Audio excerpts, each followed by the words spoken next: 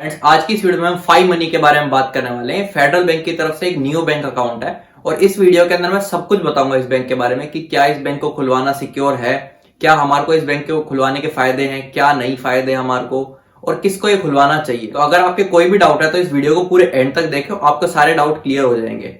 Hello friends, मेरा नाम है धैर्य और आप देख रहे हैं टेकअप। ऐसी इंफॉर्मेटिव वीडियो देखते रहने के लिए चैनल को सब्सक्राइब करें और बेल आइकन को भी जरूर प्रेस करें।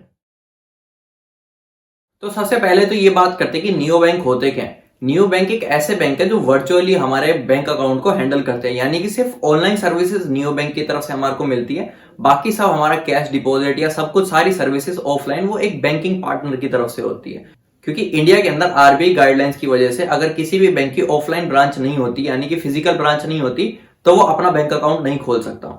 तो इसी वजह से ये टाई अप करते हैं किसी भी ऐसे बैंक के साथ जिसकी खुद फिजिकल ब्रांच है और ये ऑनलाइन ऑपरेशन करते हैं। तो इस 5 मनी ने भी फेडरल बैंक के साथ पार्टनरशिप कर रखी है। तो इसी वजह से जितने भी हमारे को ऑफलाइन सर्विसेज मिलेंगी वो फेडरल बैंक की तरफ से मिलेंगी और ऑनलाइन सर्विसेज हम फेडरल बैंक की भी यूज कर सकते हैं चाहे तो, और हम एफआई मनी की भी यूज कर सकते हैं। तो ये जानने के बाद हमारा रिस्क जो था कि सिक्योर है ये बैंक अकाउंट या नहीं है, ये बिल्कुल खत्म हो जाता है, क्योंकि हमारा जितना भी फंड रहने वाला है वो सब फेडरल बैंक के पास रहने वाला है और फेडरल बैंक एक आरबीआई के अंडर आने वाला बैंक है। तो हमारा जितना भी प्रिंसिपल और इंटरेस्ट अमाउंट होगा वो 5 लाख रुपए तक इंश्योर्ड रहेगा। तो अगर हम 5 लाख रुपए तक किसी भी बैंक अकाउंट में डिपॉजिट करते हैं जो भी आरबीआई के अंडर आते हैं, तो उसके अंदर हमारे को कोई रिस्क नहीं है, क्योंकि वो हमारे को इंश्योरेंस के थ्रू मिल जाएगा। और अगर हमारे को इस बैंक अकाउंट में कैश भी डिपॉजिट करवाना होगा तो फेडरल बैंक के अंदर जाके ही करवाना पड़ेगा। तो अब बात करते हैं कि इस बैंक अकाउंट को खुलवाने के फायदे क्या होंगे।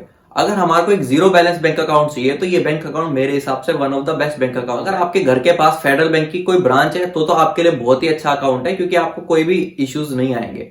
और अगर आपके फेडरल बैंक की अकाउंट नहीं है तब भी आप इस अकाउंट को ऑनलाइन यूज कर सकते हैं, क्योंकि ऑनलाइन के अंदर ये अच्छा अकाउंट, क्योंकि इस बैंक अकाउंट के अंदर हमारे को कोई भी चार्जेस नहीं लगते हैं। जैसे कि डेबिट कार्ड का भी कोई चार्ज नहीं है, डेबिट कार्ड भी लाइफ टाइम फ्री है। और इवन डेबिट कार्ड गुम भी हो जाता है तब भी इसको री इशू करवाते हैं, तो फर्स्ट टाइम री इशू रिप्लेसमेंट चार्जेस नहीं है। तो अगर हम इसको और other zero balance bank account से भी कंपेयर करें, तो जैसे जीरो बैलेंस बैंक अकाउंट के अंदर हमारे पास पेटीएम बैंक अकाउंट आता है, उसके अंदर भी अगर हम डेबिट कार्ड लेते हैं तो उसके भी एनुअल चार्जेस हमारे को लगते हैं। बाकी उसकी भी फिजिकल ब्रांचेस नहीं है, कैश पिकअप पॉइंट्स हैं कुछ, लेकिन वो कैश पिकअप पॉइंट भी बहुत कम है जो हमारे को बहुत दूर दूर मिलते हैं। तो वो भी एक ऑनलाइन अकाउंट ही है एक तरीके से, और साथ में उसके अंदर हमारे को डेबिट कार्ड के भी चार्ज पे करने पड़ते हैं। और अगर हम अदर बैंक्स की बात करें, जैसे कि आईसीआईसी बैंक का माइन अकाउंट, एसबीआई बैंक का अकाउंट जो है वो भी जीरो बैलेंस बैंक अकाउंट है, और कोटक 811 अकाउंट भी जीरो बैलेंस बैंक अकाउंट है। कोटक के 811 के अंदर नेगेटिव ये है कि उसके अंदर हमारे को काफी ज्यादा लिमिटेशंस मिलती हैं, कैश डिपॉजिट की हो चाहे वो कैश विड्रॉ की हो, बहुत ज्यादा लिमिटेशंस है। तो इस वजह से वो मेरे को इतना अच्छा नहीं लगता।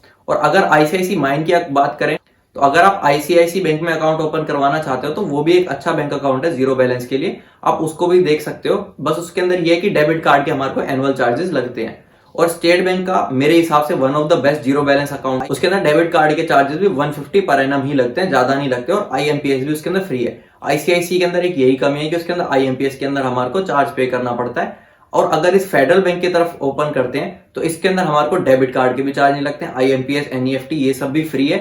और एटीएम से फेडरल बैंक में तो अनलिमिटेड विड्रॉल फ्री है, और अदर एटीएम्स पे भी 5 विड्रॉल फ्री है। ये सारी चीजें देखते हुए फेडरल बैंक का ये जो एफआई मनी अकाउंट है ये मेरे को सही लगा। जीरो बैलेंस अकाउंट अगर आपको ओपन करना है तो, जिसके अंदर से आप ज्यादा ट्रांजेक्शंस कर सको, कम बैलेंस रख सको, ऐसा कोई भी अकाउंट चाहिए तो आप इसको कर सकते हैं, क्योंकि इसके अंदर हमारे को सारे वो फीचर्स मिल रहे हैं जो हमारे को एक जीरो बैलेंस अकाउंट में चाहिए होते हैं। और ऐसा नहीं है कि हमारे को इस अकाउंट को एफआई मनी की ऐप से ही ऑपरेट करना होगा, इसको हम फेडरल बैंक की नेट बैंकिंग से भी चला, हमारे को ओपन एफआई मनी की ऐप से ही करना होगा इस अकाउंट को फेडरल बैंक का।